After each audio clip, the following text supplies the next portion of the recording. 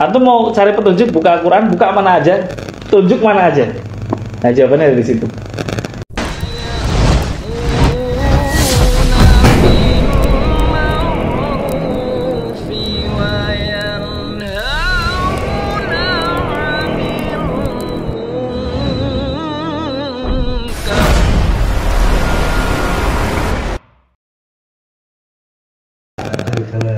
Bismillahirrahmanirrahim. Assalamualaikum warahmatullahi wabarakatuh. Waalaikumsalam warahmatullahi wabarakatuh.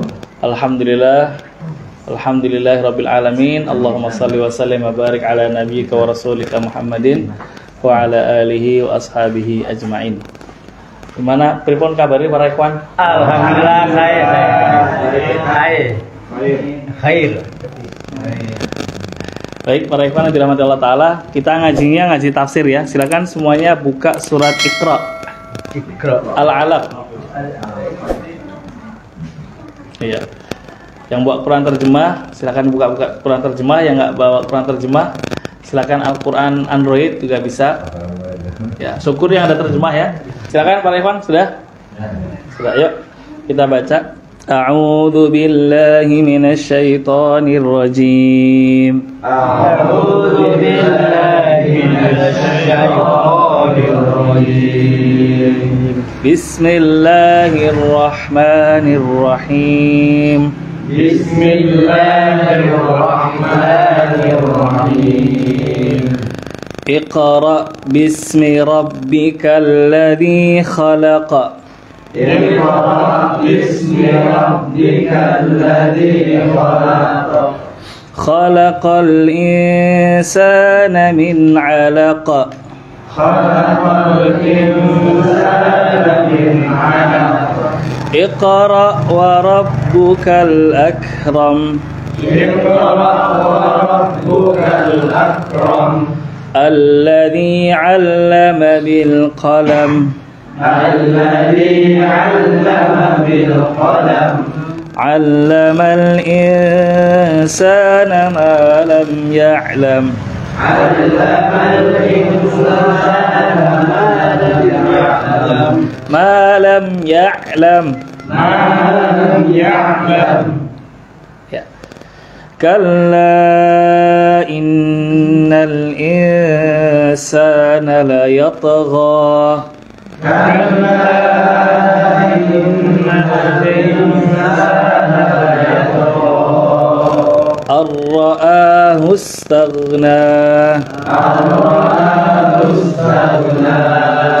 Inna ila rabbika ar-ruj'a. Inna ila rabbika ar-ruj'a. Ya, cukup. Coba lihat terjemahannya para ikhwan. Yuk saya tes. Iqra, apa artinya Iqra? Siapa yang suruh baca? Ya, ini Iqra yang disuruh baca satu orang pada ayat ini ya. Iqra, bacalah. Siapa yang disuruh baca? Bismi, dengan nama. Ismun artinya nama. Rabbika, Rabbmu. Alladzi khalaqa, telah menciptakan. Coba saya ulangi. Iqra, dengan nama Rabbika, Rabb kamu. Alladzi khalaqa. Baik, kita kaji ayat yang pertama para ikhwan. Perhatikan ya. Mas Mustafa nggak kelihatan nih? Lagi izin. Baik, para ikhwan yang dirahmati Allah Subhanahu wa Ta'ala, saya ingin menjabarkan apa pelajaran dari ayat yang pertama dan apa maksudnya. Yang pertama, para ikhwan tahu ayat ini turun adalah sebagai wahyu Allah yang pertama yang diturunkan kepada Nabi Muhammad SAW. Tapi bukan ujuk-ujuk datang malaikat Jibril, Nabi tidur tahu-tahu datang, enggak para ikhwan. Ada persiapannya terlebih dahulu. Apa persiapannya? Disebutkan dalam hadis yang diriwayatkan Imam Ahmad dari Aisyah radhiyallahu anha, Nabi itu sebelumnya sering mimpi, ya, sering mimpi ar-ru'ya as-sadiqah fin naum, sering lihat mimpi dalam tidurnya, dan mimpinya itu kemudian nyata, terang benderang, benar mimpinya itu. Setelah Rasulullah sering mimpi, kemudian apa? Fakana la yara ru'ya illa ja'at mithla falaqis sabah. Dia kalau lihat mimpi dalam tidurnya Kanjeng Nabi ini, Rasulullah lihat mimpinya itu terang sekali. Betul akan terjadi gitu. Kemudian thumma hubbiba ilaihil khala. Setelah sering mimpi ini ada isyarat, karena beberapa isyarat para nabi adalah apa? Mimpi. Contohnya siapa? Nabi Yusuf, Nabi Yakub alaihi salam, Nabi Yusuf alaihi salam. Nabi Yusuf anak yang masih kecil waktu itu, dalam tidurnya dia mimpi apa? Ahada asyara kaukaban, 11 bintang dan bulan-bulan sujud sama dia. Ada 11 bintang dan bulan sujud sama Nabi Yusuf waktu itu masih kecil. Dan itu mimpinya jelas sekali. Akhirnya curhat sama bapaknya. Ternyata ayahnya juga seorang nabi, yaitu Nabi Yakub alaihi salam. Karena nabi, dia bisa membaca, wah ini kamu mimpi seperti ini, berarti kamu kelak akan jadi apa? Nabi. Karena ayahnya tahu, ayahnya nabi, bukan wali lagi, tapi siapa? Nabi. Orang sekarang lagi populer istilah wali. Ini nabi, Nabiullah alaihi salam. Karena beliau tahu anaknya akan menjadi nabi, maka dirawat betul sejak kecil, dijaga, ya kan? Dipersiapkan gitu. Hingga akhirnya ternyata karena ayahnya menjaga si Yusuf ini, kakak-kakaknya apa? Cemburu. Kakaknya kan nggak tahu yang lain. Tapi ayahnya pesan, jangan kamu ceritakan mimpi ini kepada siapapun. Masa orang Islam harus ngikutin Nabi Muhammad padahal buta huruf? Bukannya kita kalau mau maju harus ngikutin orang pinter. Nah ini gimana nih jawabnya nih? Ini ada di ayat ini. Jadi yang pertama para ikhwan, malaikat Jibril datang kepada Nabi bukan ujuk-ujuk datang. Itu abrakadabra datang, buar itu. Enggak. Tapi ada persiapannya dulu. Apa tadi yang pertama? Nabi sering melihat apa? Mimpi. Yang kedua, hubbiba ilaihil khala. Dalam hadis disebutkan Rasulullah dibuat senang untuk berkhalwat. Berkhalwat itu apa, ikhwan? Pacaran. Sendiri. Oh, bukan pacaran. Khala. Khalwah. Ya, maksudnya menyendiri. Menyendirinya di mana para ikhwan? Kosong. Menyendirinya adalah at-tahannuts. Di sini disebutkan apa itu tahannuts? Beribadah. Jadi Nabi Muhammad SAW belum menerima wahyu, belum diangkat sebagai seorang nabi. Nabi kemudian apa? Dibuat senang untuk berkhalwat, seperti para ikhwan i'tikaf. I'tikaf. Bagi ikhwan-ikhwan yang sering setiap tahun i'tikaf, kalau nggak i'tikaf tuh kehilangan. Karena apa? I'tikaf itu waktu istimewa, kita hanya beribadah kepada Allah, kita mengejar malam Lailatul Qadar yang begitu besar fadilahnya. Maka meskipun malam nggak tidur, tetap apa? Semangat aja. Jadi ya bahkan ada yang 1 bulan itu hatam 3 kali, 4 kali, 5 kali, lebih dari biasanya ekstra. Kenapa? Dia senang i'tikaf. Nah, Nabi dibuat senang oleh Allah untuk bertahannuts, yaitu menyendiri. Waktu itu di mana menyendirinya? Di Hira. Hira adalah sebuah gua yang terletak di kota Mekah. Ternyata Rasulullah bukan menyendiri, nggak bawa apa-apa. Di sini disebutkan wa yatazawwadu lidzalika. Rasulullah bawa bekal.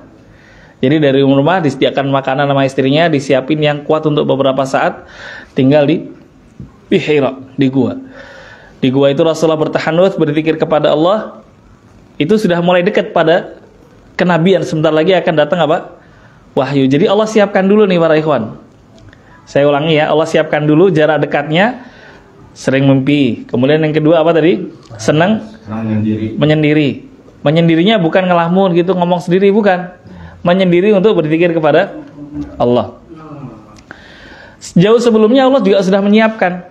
Kalau antum tahu, yang pertama ketika Nabiullah Muhammad SAW waktu kecil, waktu diasuh di Bani Saqif, Rasulullah didatangi oleh malaikat. Kawan-kawannya kaget. Tiba-tiba Rasulullah ditidurkan, dadanya dibelah, diambil sisi hitamnya. Katakan dalam surat Asy-Syams, a'udzubillahi minasyaitonirrajim, fa'alhamaha fujuraha wa taqwaha. Allah itu memberi pada setiap manusia itu potensi buruk. Semua orang bisa jadi jahat, tapi semua orang juga punya potensi apa? Baik. Maka potensi buruk ini bisa dikontrol. Bagaimana cara kontrolnya?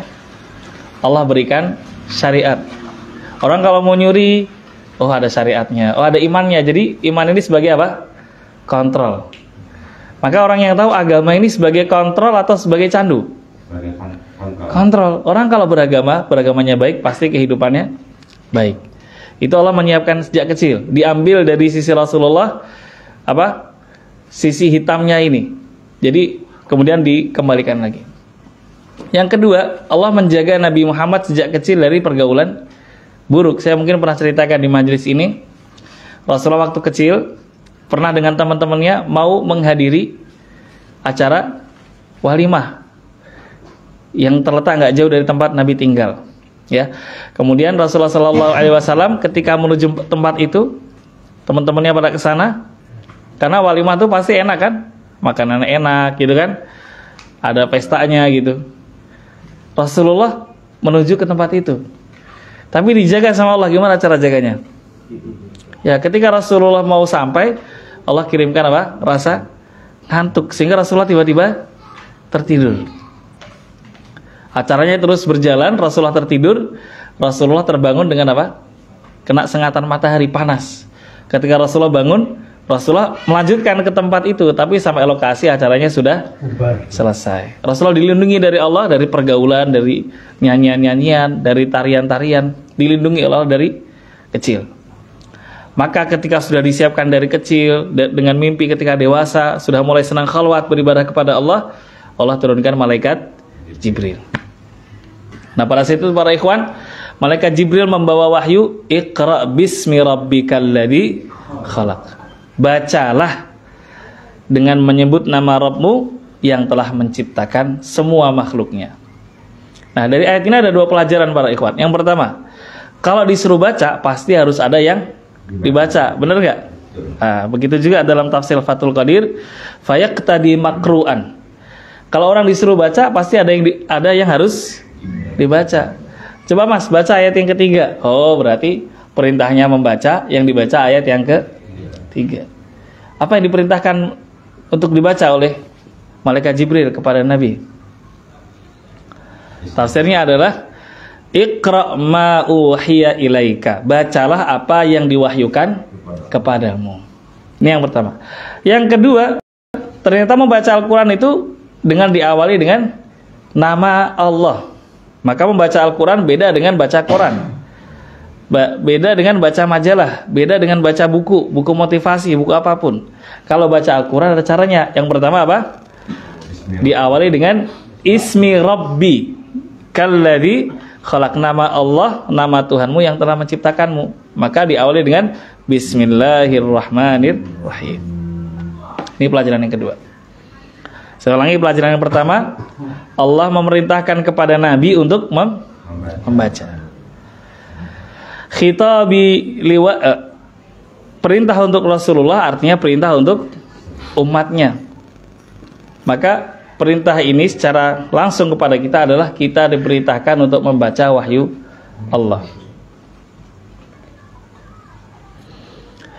Ikhwatal iman yang dirahmati Allah Subhanahu wa taala, bahkan ini menjadi kebiasaan orang yang beriman. Seorang muslim. Allah mengatakan dalam Al-Qur'an, a'udzubillahi minasyaitonirrajim, alladzina atainahumul kitaba yatlunahu haqqa tilawatih. Yaitu orang-orang yang diturunkan kepada mereka Alkitab, lalu mereka membacanya dengan sebenar-benar tilawah. Diberikan Alkitab dan mereka membacanya. Inilah ada Alkitab, yaitu kita kaum muslimin, dan kita membacanya, menjadikannya sebagai rutinitas untuk terus membaca Al-Quran. Inilah para ikhwan yang dirahmati Allah Subhanahu wa taala. Dan yang ketiga, ketika Allah perintahkan Nabi untuk membaca wahyu, Nabi bisa baca nggak? Nggak bisa baca. Loh, nggak bisa baca kalau disuruh baca. Kenapa umat Islam harus mengikuti Nabi? Padahal Nabi nggak bisa baca. Ketika Rasulullah disuruh baca, Rasulullah bilang apa? Ma'ana biqari. Saya nggak bisa baca. Akhirnya apa yang dilakukan Jibril? Dipaksa lagi, ayo baca, dipeluk dengan sangat keras, sehingga di sini disebutkan hatta balagha minni al-juhdu. Sampai saya susah gitu, keluar sesak. Dilepasin. Fa arsalani, kemudian summa arsalani, kemudian Jibril melepaskan faqala iqra, baca. Ma'ana biqari, saya nggak bisa baca. Sampai berapa kali para ikhwan? 3 kali. Nah, ini kita ambil hikmah. Kenapa Nabi nggak bisa baca? Tapi Allah perintahkan baca. Yang pertama, kalau Nabi bisa baca, maka Nabi sudah membaca kitab. Mengatakan Al-Quran tidak murni. Al-Quran adalah karangannya Nabi. Al-Quran adalah tulisannya Nabi Muhammad. Gimana tulisannya? Beliau nggak bisa baca dan nggak bisa nulis. Nabi kenapa dibuat yatim sejak kecil? Biar nanti orang nggak apa. Jadi Muhammad ini nulis ini adalah pesan dari orang tuanya, inspirasinya dari ayahnya, bukan. Maka sejak kecil Rasulullah dibikin apa? Yatim. Lahir sudah nggak ada ayahnya, 4-6 tahun sudah nggak ada ibunya. Ini menunjukkan bahwa Rasulullah adalah seorang Rasul, sehingga yang termaktub dalam Al-Quran ini adalah kalamullah, wahyu. Jadi ada wahyu, kemudian Rasulullah memerintahkan para sahabat untuk menyimaknya, mendengarkannya. Rasulullah juga hafal. Kemudian di zaman tertentu ada para sahabat yang diperintahkan untuk menjadi kutabul wahyi, menulis wahyu. Zaid bin Thabit, Muawiyah. Jadi mereka menulis sehingga apa?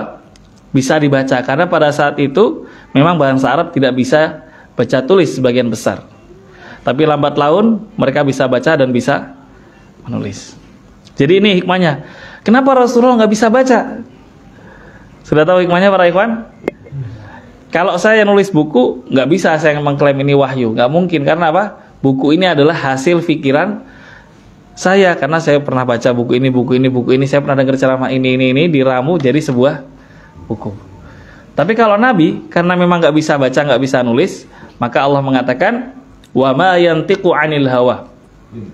Rasulullah kalau menyampaikan wahyu dengan lisan, dan Rasulullah tidak mengatakannya 'anil hawa, dari nafsunya, dari jiwanya. In huwa illa wahyu yuha, surat An-Najm.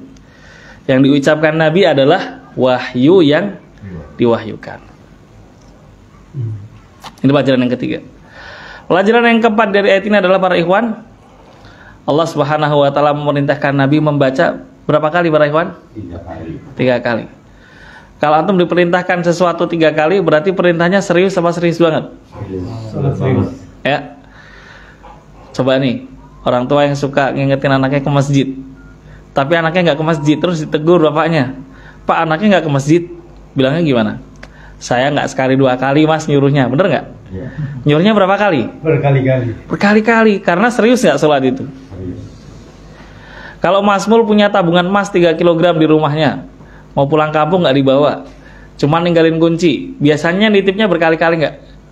Mbak, ini kuncinya, jangan lupa ya, Bapak simpen di sini ya. Jangan lupa kalau pergi di kunci ya. Sekali lagi jangan lupa. Sekali lagi di kunci. Nyuruhnya berapa kali para ikhwan? Berkali-kali. Bukan begini aja kita baca, bukan. Ini ada isyarat, ada maknanya. Sesuatu litakid, litaukid, betul sekali. Orang itu kalau diperintahkan sampai berulang-ulang, berarti perintahnya apa? Penting banget. Apa yang diperintahkan Allah? Ngebaca. Jadi membaca Al-Quran itu penting apa nggak penting para ikhwan? Penting. Apa buktinya? Pelajaran yang kelima.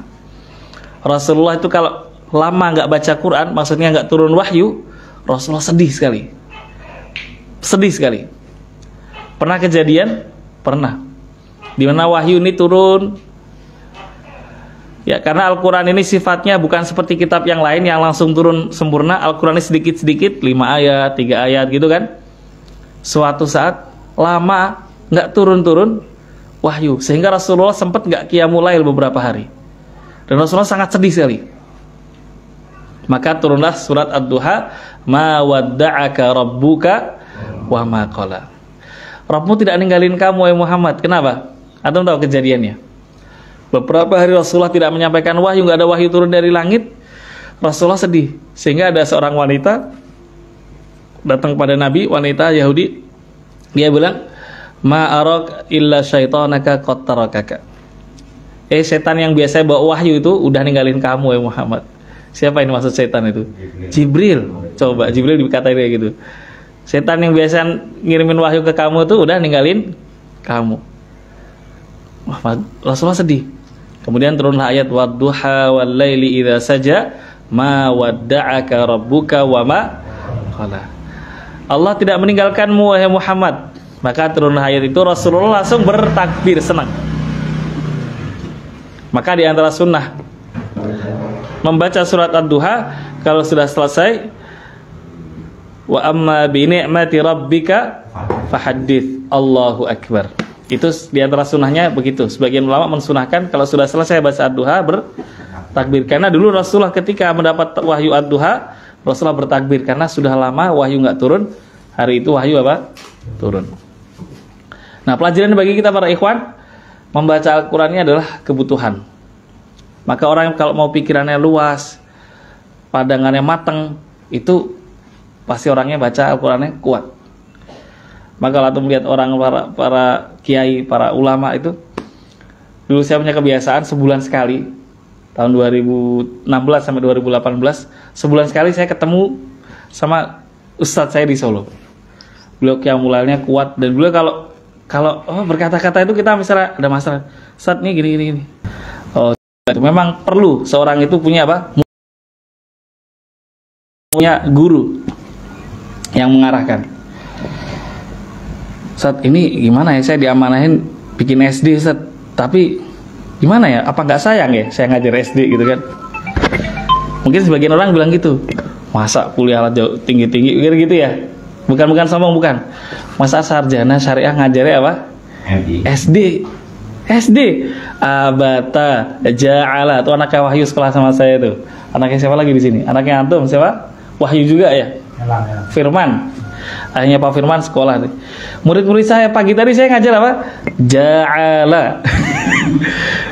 Masa ngajar ja'ala? Tapi namanya Ustadz ya.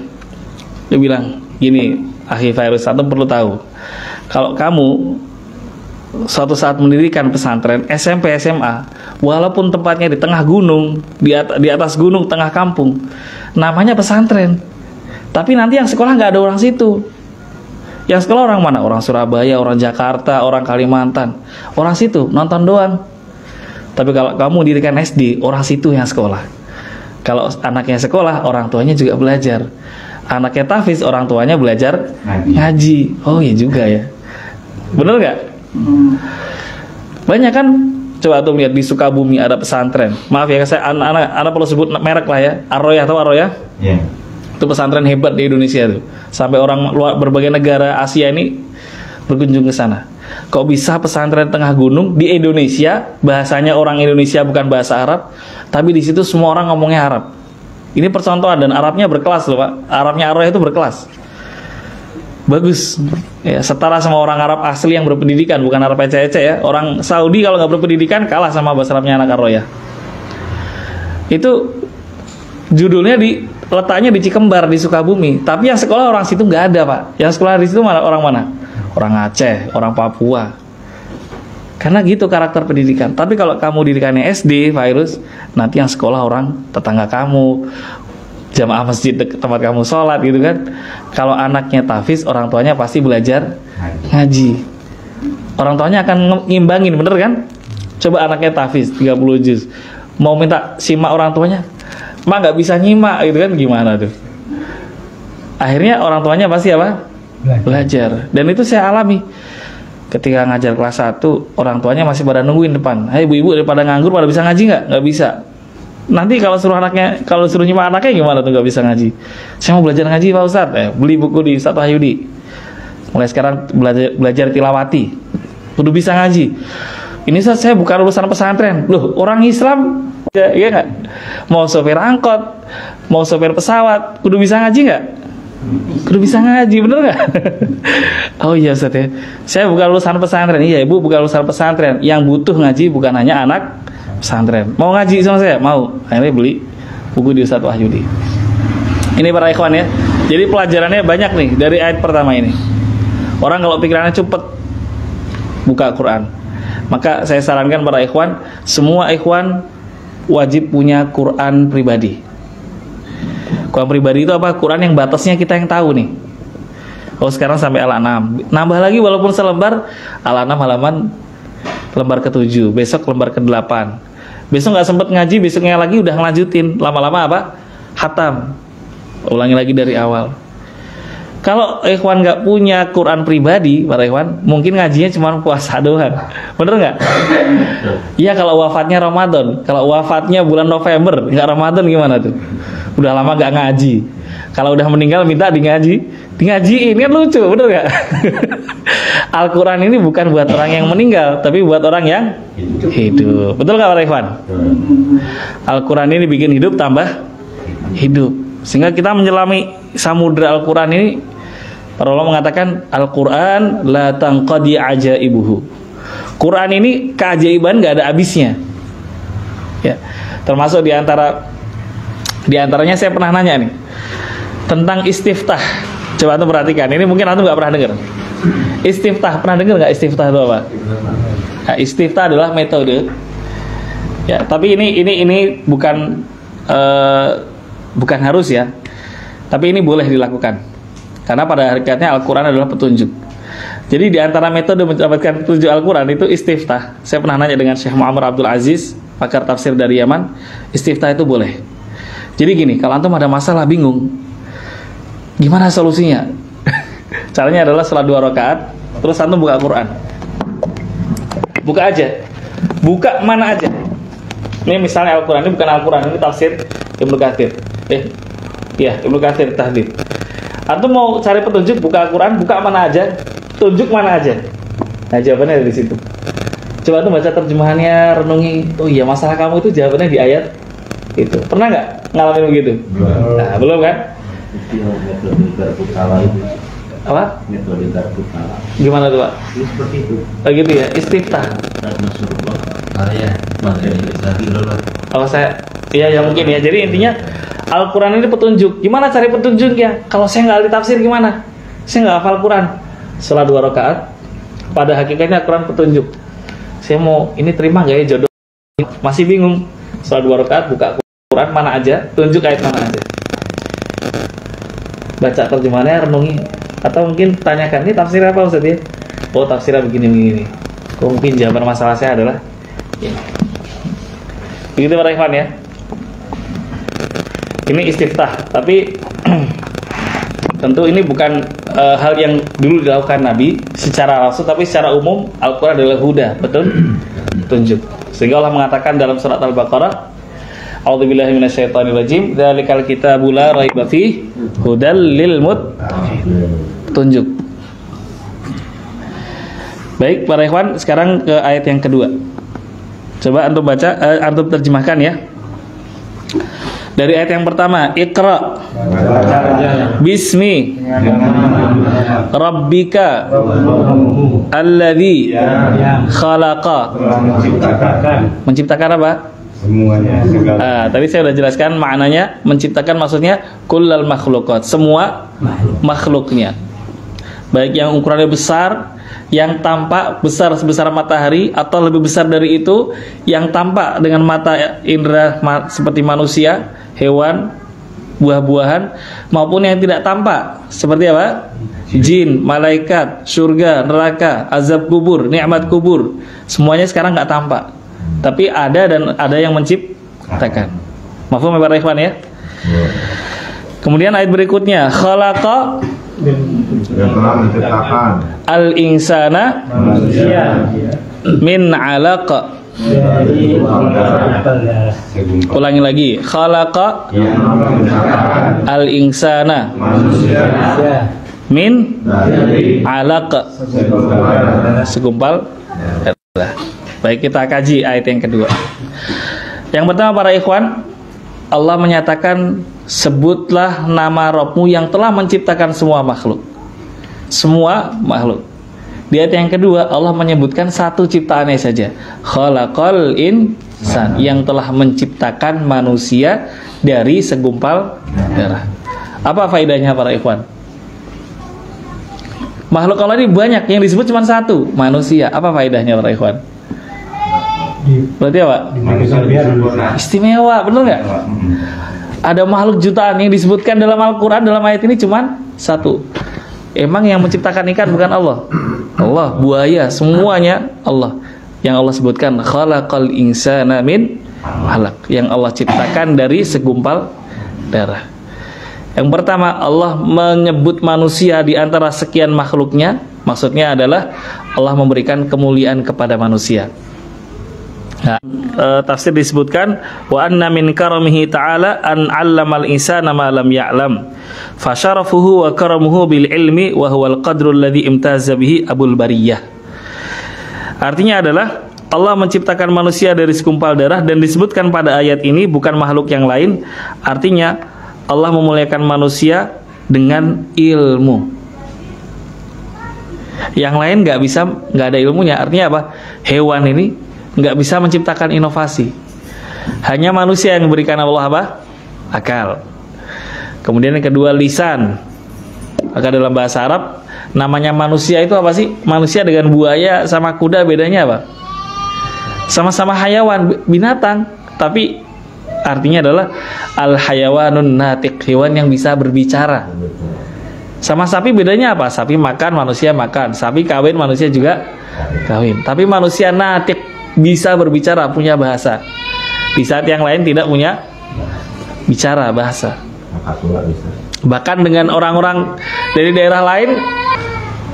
Maka pelajaran yang pertama yang bisa kita ambil adalah Allah mengistimewakan makhluknya yang bernama manusia. Bentuk Allah mengistimewakan manusia dengan apa para ikhwan? Dengan ilmu.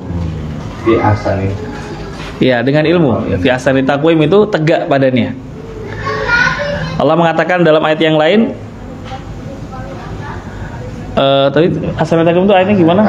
Ayatnya gimana awalnya?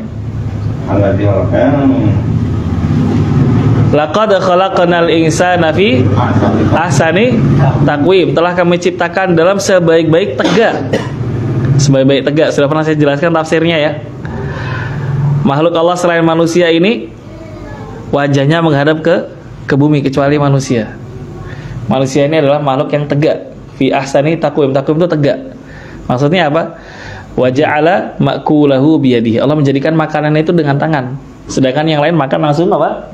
Nah, menghadap ke bumi. Manusia tegak. Monyet bisa nggak jalan tegak kayak manusia? Nah, dia bungkuk. Tapi Allah SWT menciptakan manusia apa? Tegak berdiri. Kemudian ditambah dengan akal. Tapi dalam ayat ini Allah memuliakan manusia dengan adanya ilmu. Kemudian Allah menciptakan manusia dari alaq, segumpal darah. Di ayat yang lain, surat At-Tariq, dari apa? Min ma'in dafiq, muncrat, yang kotor, hina, nggak ada yang pegang kecuali yang punya. Kalau nggak, hina. Dalam ayat yang lain diceritakan mintin, dari tanah. Dalam ayat yang diciptakan dari, siapa lagi balang? Dari min alaq, segumpal darah. Ini adalah fase menunjukkan kepada kita bahwa asalnya kita air seperti itu. Kemudian Allah berikan dari air yang muncrat tadi jadi berproses jadi darah.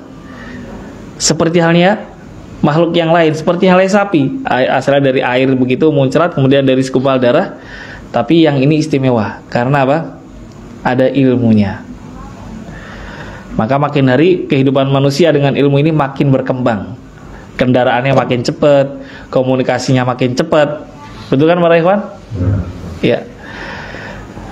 Oleh karenanya para ikhwan, Allah Subhanahu wa taala melanjutkan pada ayat yang ketiga, Iqra wa rabbukal akram. Coba terjemahkan. Iqra artinya baca.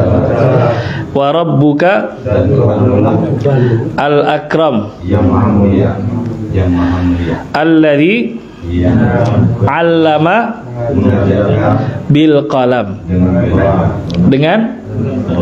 Dengan apa kolam itu? Ngajarin dengan kolam. Kolam ikan? Pena. Oh, pena. Yang mengajarkan dengan kolam, dengan pena. Tafsirnya diperkuat dengan sebuah asar riwayat Rasulullah SAW. Dalam sebuah asar, dalam sebuah riwayat dikatakan, qayyidul ilma bil kitabah. Ikatlah ilmu dengan tulisan. Saya ulangi, dalam sebuah riwayat dikatakan qayyidul ilma bil kitabah. Ikatlah ilmu itu dengan tulisan. Maka bentuk Allah mengajarkan ilmu adalah manusia bisa membaca dan bisa menulis. Para ikhwan yang dirahmati Allah Ta'ala, dari menulis itulah kemudian ilmu berkembang. Tidak ada bangsa besar kecuali bangsa itu pasti adalah mewarisi ilmu dari bangsa yang lain. Contohnya, kenapa bangsa Barat ini maju? Dulu awalnya pusat Islam itu ada di Baghdad, di Irak.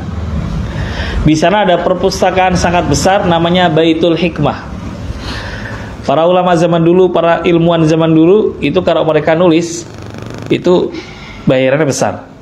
Ada yang nulis diukur berapa ilmunya, kemudian tulisannya ditimbang, diganti sama kerajaan berupa apa? Emas. Artinya waktu itu puncak peradaban, waktu itu Islam berada di Baghdad, di Irak. Hingga suatu saat para ikhwan, terjadilah serangan dari bangsa Tatar yang menghancurkan Islam. Apa yang mereka lakukan? Selain membantai orang-orang tidak berdosa itu, mereka menyerbu Baitul Hikmah, perpustakaan umat Islam. Mereka ambil bukunya, mereka terjemahkan, sebagian mereka buang bukunya ke sungai Dijlah atau sungai Efrat. Sehingga pada para sejarawan menuliskan sampai air sungai itu berubah kebiruan. Karena apa? Tintanya. Jadi bangsa besar itu pada hakikatnya mengadopsi temuan dari bangsa lain yang dituliskan. Maka bangsa yang tidak bisa menulis disebut dengan era prasejarah. Karena tadi berkembangnya ilmu adalah Allah buat berkembang melalui tulisan. Maka anak kalau kuliah menemukan sebuah penelitian, dia tulis hasilnya di jurnal. Biar apa? Adik kelasnya nanti kalau mau bikin penemuan tinggal lihat, oh kakak kelasnya dulu begini, sekarang kembangkan lagi. Contohnya sensor ya, sensor. Di mana mesin itu bisa bergerak, punya perintah dengan cara apa? Sensor. Maka dikembangkan sensor menjadi apa? Brake, menjadi rem. Sehingga mobil yang terbaru yang maju-maju itu bisa diciptakan tanpa kecelakaan. Ya kalau mobil yang kita kenal sekarang bisa kecelakaan, tapi mobil yang maju-maju itu bisa nggak kecelakaan. Kenapa? Karena di ujung mobilnya itu sudah ada sensornya. Dia mengenali benda. Kalau sudah 100 meter ada barang atau 50 meter, dia akan mengerem secara otomatis.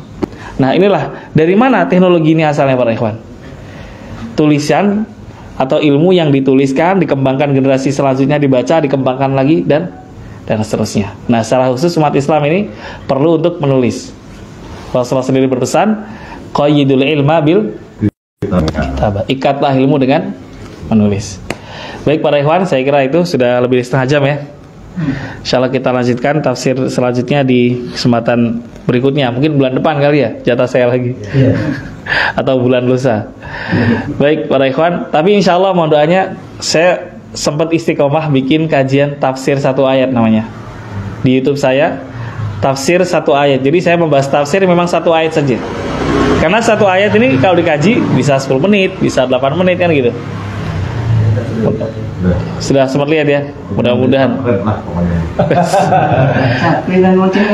Ya, mudah-mudahan. Yang penting ini ikhlas saja, karena ngatur hatiin agak sulit. Tapi nggak boleh juga saya putus asa. Sudah niatnya karena Allah. Adapun yang lain subscriber bonus. Kalau dari nanti syukur nanti kita meninggal punya tinggalan dilihat orang dapat hidayah. Amin, amin, amin. Baik, demikian para ikhwan yang dirahmati Allah Ta'ala, kita akhiri dengan doa kafaratul majlis. Subhanaka Allahumma bihamdika asyhadu an la ilaha illa anta astaghfiruka wa atubu ilaik. Assalamualaikum warahmatullahi wabarakatuh.